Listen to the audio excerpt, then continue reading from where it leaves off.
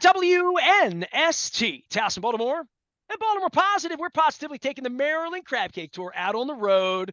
So pleased with myself. We got a dozen dates between now and Christmas.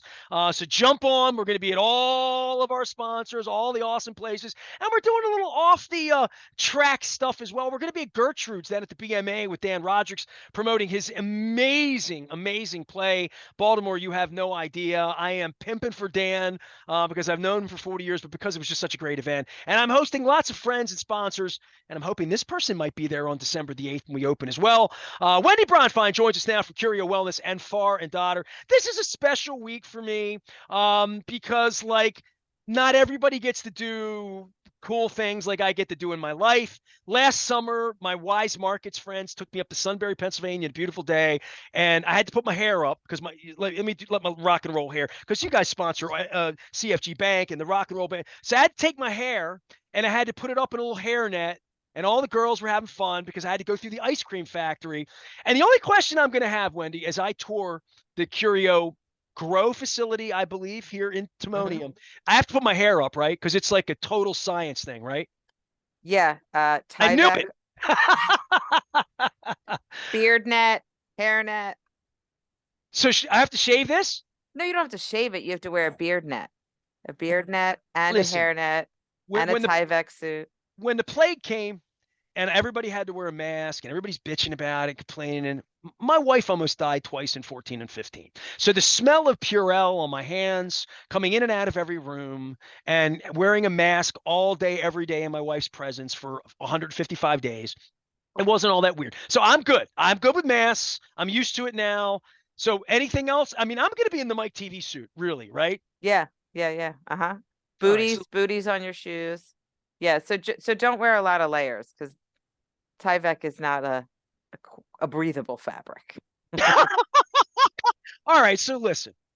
You told me last week, and we're continuing this is an ongoing education series. And there's parts of this that feel like if you're interested in cannabis, it's like the first scene in Willy Wonka when you go into the candy store and the man sings to you and, who can make sunrise, and from Amsterdam 20 years ago to Denver 10 years ago to the science, to everything we've talked about of the science of how this went from ban, federal, all the things we talk about, to where it actually comes from, and the science part of this that a lot of people didn't believe years ago or were made not to believe, that I'm going to see this in action. And how many people get to wear the Mike TV suit? Because I mean, this really is special, and I want to treat it as special and be fun, but also be educated and also really understand what's going on. The reason you're bringing me over there is because we're doing this series to try to really understand this better. I remember Sanjay Gupta going into educational facilities 15 years ago, talking about children that had all sorts of issues that this plant can help with. And that was a long time ago. We've come a long way, right? Yeah, so there's sort of two factors here. One is we're a regulated industry, so we have a lot of compliance that contributes to the limited people who come in, and then we're also a very hygienic space. So we're not trying to introduce any outside influences to our growing process. So we have layers of the building till you get to the plants. We have air filtration that keeps the space very clean. We have the protective wear that people use. The staff there is wearing a specific uniform and showers before they enter the space. Guests put on all of the Tyvek and PPE. So it is a very controlled environment. Should I not wear deodorant? No, you should. Okay, I'm just making sure. I'm not going to squirt on any cologne or anything. I'll keep the product down in my hair, my locks. I need a haircut, by the way. So what should I know ahead of time, and what should my audience know that I might be able to tell them or show them in the aftermath of all of this? But I'm touring the facility this week. It's going to be. My wife's like, you're going to wear the Mike TV suit, and like, what should I know heading in about like room to room, place to place? I put up last week's piece, and I have a stock photographs I can find, and I found all the science part of labs and different machines and all of the things that make the products that make Curio Wellness that did not exist just a handful of years ago. And I'm fascinated to see room by room and process by process exactly where it all comes from. Yeah, so that's exactly what we'll do. We'll kind of walk the life of the plant, right? And so there are different stages that it grows from a baby to full maturity. And then when it is actually harvested, and then the process that happens after you harvest to dry it, to cure it. The outside labs come in and take samples so that it can be tested. We then get back a certificate of analysis validating not only the safety of the product, but the total cannabinoid and terpene profile, and then it reaches the stage of any final trimming and packaging, and that and looks exactly what you'll find in the dispensary. So you'll be able to get to walk that life cycle of the plant and the process, as well as see some of the R&D work that we do there, and really just like the vastness of the space, right? The building is 160,000 square feet. 160,000 square feet. Yes. So it's not going to look like a nursery or a place where tomatoes. I mean, not to brag on myself too much, and I did brag about this on the Maryland Crab Cake Tour last month when I had science teacher George Schulin on the program, and I admitted to him that I took horticulture in 10th grade. I got kicked out of Oh, typing class. Well, I didn't have a finger, right? So right. typing, Mr. Polanis. So I'm like, get me out of here. And Moeller put me into horticulture because it was the only class I could go into. So Miss Lawless, she was wonderful. Eve Lawless was my horticulture teacher in 10th grade. And so, I mean, growing plants, my mom grew plants. My wife is crazy about, loves growing plants. What makes this different in that way? I mean, I guess there's so much mystery about it because of the illicit nature of the plant by our government for a long, long, long, long time. But is it? I guess other than the volatility, sort of like growing tomatoes, or am I way off in saying that? No, I mean, I think, in our approach with a lot of our team, we've always looked at people who are kind of masters of their domain. So anyone who's ever led our cultivation division has come from large scale horticulture, right? So our VP of cultivation was growing flowers in Africa that were shown and sold in the Dutch market. He then came to the United States and was in more of a shrubbery and tree kind of nursery out in California. So it's really about somebody who understands plants and understands um, plant growth and the genetics themselves. We also have two PhD plant scientists on staff who really are responsible for all of the R&D work we do and our overall genetics portfolio. So that is what drives the success of kind of the plants and the operation overall. The other piece is you referenced like a nursery, like I think you were thinking like a greenhouse, right? So we're not a greenhouse, we are indoors. So the spaces will look the same in terms of having large areas of potted plants that are growing, but what's happening is they're in single rooms. And the lighting, the feed, the water, the air, the humidity, those variables can shift relative to where they are in their life cycle.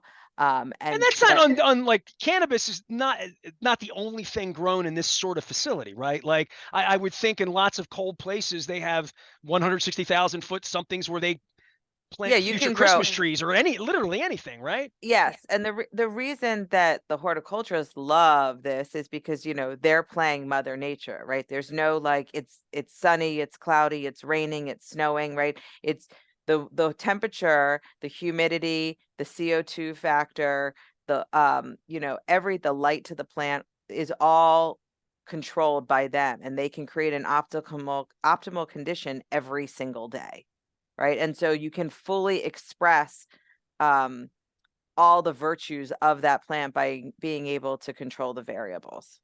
Wendy Bronfein is here. I am touring the Curio Grow facility this week, and I'm fascinated by the science part of this. To you, things like when you say like genetic profile of our brand, literally, and saying to myself, why when I go to the wise markets, a certain tomato is grown in a certain way, or a broccoli was engineered a plant, right? And I'm thinking to myself, where is this going with scientists, to your point?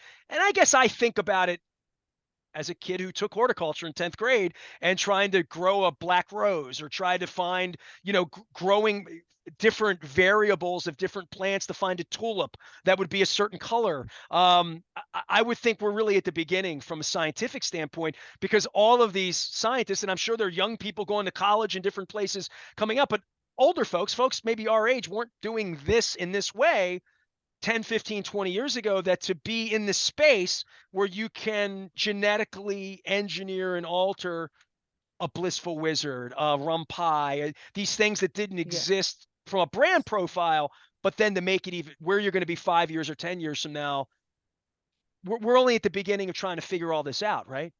Yeah, so when I talk about the genetics, I'm referring to all of the strains that we have in our garden and the health of those strains, right? Because the vulnerability of your garden is any sort of infestation or disease or anything that compromises the plant and ultimately your harvest, right? So we have our PhD scientists are able to take samples from our flowers or our plants and look at them and evaluate the health and say, okay, these are great healthy plants, and then we can maintain them over long periods of time, right? We have something called a tissue culture lab, which is in many facilities with cannabis, you have mother rooms, right? And the mother is how you take cuttings from a mother to then propagate more plants and have additional harvest.